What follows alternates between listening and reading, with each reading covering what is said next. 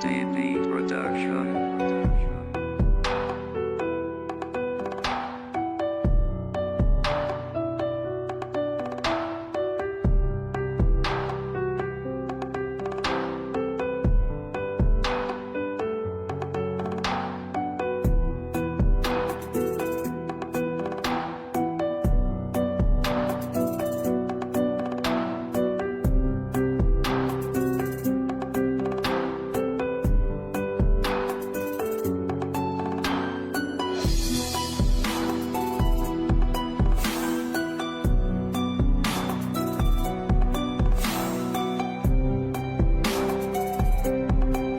Whispers across the horizon. The sun was just beginning to rise over the sleepy coastal town of Windmere, painting the sky in soft strokes of gold and pink. A salty breeze carried the scent of the sea into the narrow cobblestone streets, where the world was still wrapped in quiet. At the far end of the old pier stood a small cafe, the Horizon's Whisper, its windows fogged from the warmth inside. It was there, in the gentle hum of clinking cups and soft jazz, that Alara began her mornings. She wasn't a local, she had arrived 6 months ago from the city, carrying nothing but a leather suitcase and a promise she had made to herself, to start over. Every morning, she sat by the window with her notebook, sketching scenes from the sea. One rainy morning, as she was sketching the outline of a lighthouse, the bell above the cafe door chimed. A man stepped in, shaking rain from his coat. He was tall, with hair the color of wet sand and eyes like a storm, gray, restless, and deep. He looked around, unsure, until the owner waved him toward the empty seat across from Alara's. "This is Rowan," the owner said cheerfully. "He just came back from years at sea. You two should talk." At first, their conversation was small, comments about the rain, the coffee, the weather's stubborn refusal to turn to spring. But there was something in Rowan's voice that drew her in, a quiet sincerity, like he carried stories too heavy to tell in a single breath. Over the weeks, their meetings became unspoken rituals. Alara would come with her notebook, Rowan with his stories. He told her of the places he had seen, the bustling harbors of Marseille, the icy silence of the Arctic, the endless blue of the Pacific where the sky and water blurred into one. She told him about the city she had left, about the nights she stood by her window and wished for a different life. Sometimes, they didn't speak at all. They would just sit, side by side, watching the tide move in and out, letting the quiet say everything. One evening, as the last rays of sun dipped below the horizon, Rowan asked, "Why did you come here, Alara?" She hesitated. "Because I was tired of chasing things that didn't matter.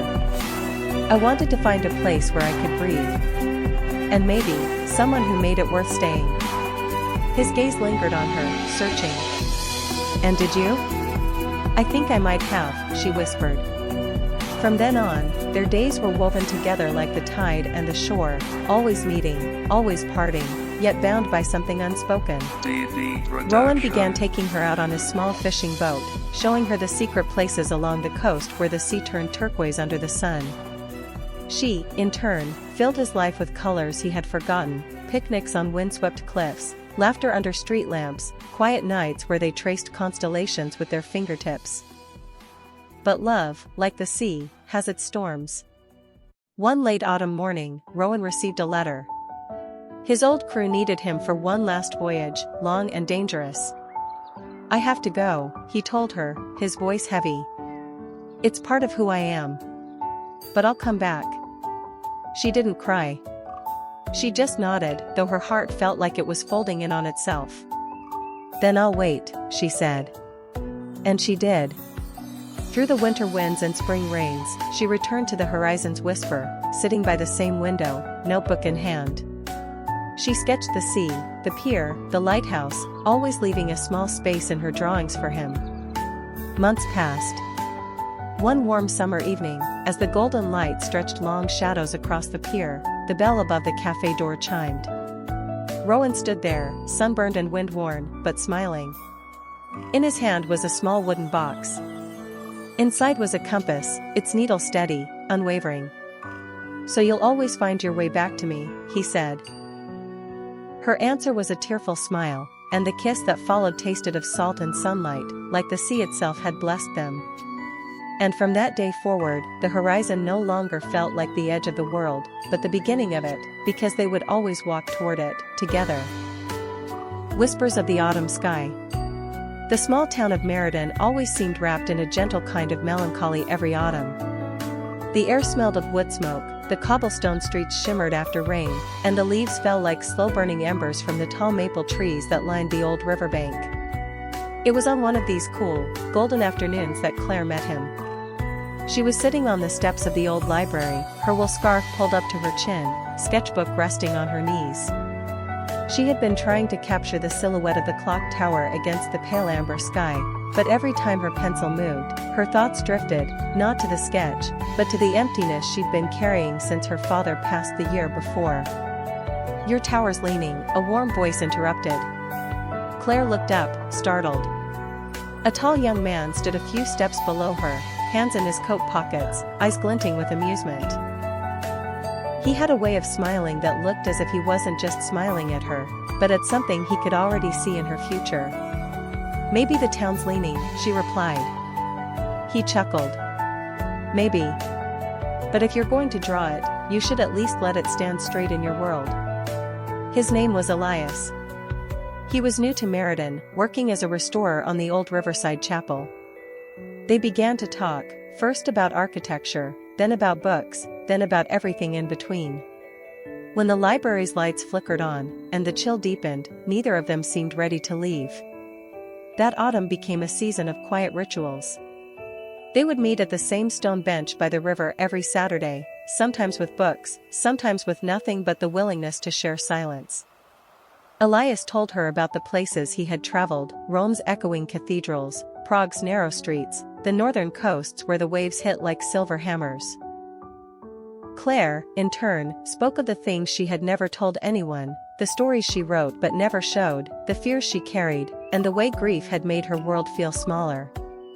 One evening, as the leaves thinned and the air grew sharper, they found themselves walking along the river in the dark. Lantern light danced across the water. The scent of cinnamon bread drifted from a nearby cafe.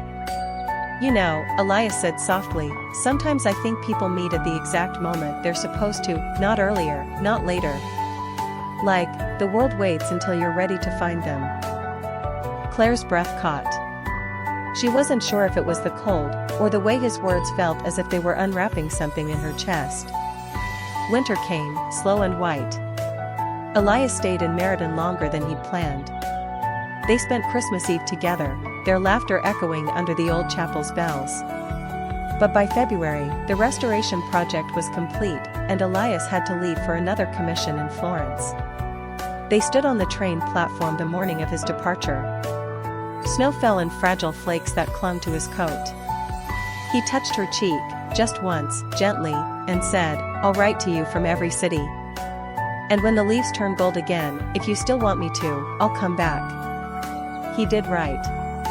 Long, beautiful letters filled with sketches of Italian rooftops, stories of hidden courtyards, and small pressed flowers from gardens she'd never seen. Claire wrote back, her words spilling like water after a long drought. And when the next autumn came, when Meriden streets once again smelled of wood smoke and the leaves burned gold in the air, she was there on the library steps, scarf wrapped to her chin, sketchbook on her knees. This time, when he came walking up the cobblestones, smiling the same quiet smile, she didn't let him speak first.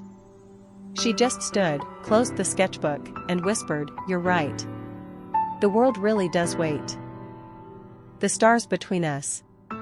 The first time Evelyn saw Adrian, the world seemed to hold its breath. It was a late autumn evening in a small coastal town, the kind where the air smelled faintly of salt and wood smoke, and the ocean whispered in the distance. She was sitting on the worn steps outside her family's bookstore, a cup of tea cooling in her hands, when he appeared, tall, with dark, unruly hair and eyes that carried the weight of untold stories. He had come to town for only one reason: to find quiet. A year of chaos and heartbreak in the city had driven him to seek out somewhere far from the noise, and Seacliff Harbor seemed like the perfect place to disappear for a while. But fate, as it often does, had other plans. They first spoke because of a book. Adrian had wandered into the store the next morning, brushing off a few drops of rain from his coat. Evelyn stood behind the counter, reading a novel she had read at least 3 times before. He approached, holding an old copy of The Little Prince he had found on the shelf. "Do you believe," he asked softly, "that sometimes books find us, not the other way around?" She smiled, a quiet, knowing smile, and replied, "Every day." From then on, he returned almost daily. Sometimes he would buy a book, sometimes he would just sit in the corner and read while she worked. They spoke about everything and nothing, about the ocean's moods, about constellations, about the way certain songs can feel like they've known you your whole life. One evening, the sky was so clear that the stars seemed almost close enough to touch. Evelyn locked up the shop and found Adrian waiting outside. "There's a place I want to show you," he said. They walked in silence through winding streets, their breath visible in the cool night air. The path opened up to a cliff that looked over the black expanse of the sea. Above them, the stars stretched endlessly, spilling silver light over the waves. Adrian lay down on the grass and patted the space beside him. "Do you ever wonder," he murmured, "if we're all just looking for someone whose soul mirrors our own?" Her heart felt like it might break open. "Maybe," she whispered, "we just hope that when we find them, they'll stay." From that night on, they were inseparable. Days turned into weeks, and the quiet companionship between them bloomed into something deeper, something fragile and fierce all at once. But winter brought its own truth. Adrian's time in Seacliff Harbor was always meant to be temporary. The day he left, the town was shrouded in fog. They stood on the pier, the sea restless beneath them. He took her hands and pressed his forehead to hers. "No matter where I go, when I look at the stars, I'll think of you." She didn't cry until he was gone. Months passed. Seasons shifted. Letters came and went, carrying pieces of their lives across the miles. And then, one summer evening, as the sun dipped into the ocean, a familiar figure appeared outside the bookstore. Adrian stood there, holding the same worn copy of The Little Prince. "I came back," he said simply. And this time Evelyn knew, he was home.